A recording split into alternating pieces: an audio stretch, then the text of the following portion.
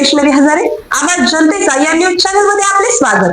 भंगारवाल्याकडून खरेदी केलेल्या संशयास्पद तांब्याच्या तारा पुणे येथे घेऊन जाणारी 2 वाहने श्रीरामपूर पोलिसांनी अर्थपूर्ण तडजोड करून सोडून दिल्याचा आरोप भाजपचे ज्येष्ठ नेते सुनील मुथा यांनी केलाय. पाहूया याबाबत सविस्तर बातमी. याबाबत सविस्तर माहिती देताना सुनील मुथा यांनी सांगितले की रविवारी रात्री श्रीरामपूर पोलीस ठाण्याच्या हद्दीत राजस्थान व श्रीरामपूर पासिंगच्या 2 वाहनांतून संशयास्पद तांब्याच्या तारा पुणे येथे घेऊन जात असल्याची खबर श्रीरामपूरच्या एका अधिकाऱ्याला मिळाली.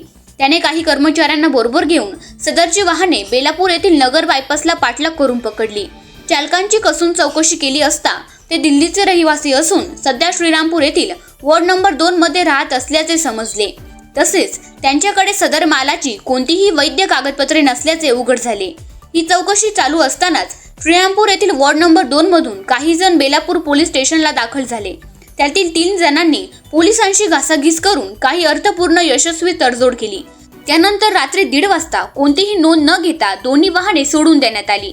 सदर वाहने पकडून पोलीस स्टेशनला आणल्याचे सीसीटीव्ही मध्ये बंदिस्त झाले आहे. अशा तऱ्हेने रक्षकच चोर भामट्यांचे हितचिंतक बनत असतील तर हा एक अतिशय गंभीर प्रकार आहे. या संपूर्ण प्रकरणाची वरिष्ठ पातळीवरून चौकशी करून आर्थिक तडजोड करणारा अधिकारी, त्याचा रायटर, सदर प्रकरणातील इतर कर्मचारी कोण होते याची सखोल चौकशी होऊन सत्य जनतेसमोर आणावे अशी मागणी मुथा यांनी प्रसिद्धीस दिलेल्या पत्रकात केली आहे.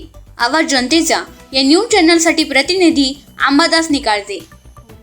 करायचा आहे लाईव्ह कार्यक्रम किंवा आहे कसले आंदोलन, जनसामान्यपर्यंत पोहोचेल आपला हक्काचा आवाज. आवाज जनतेचा.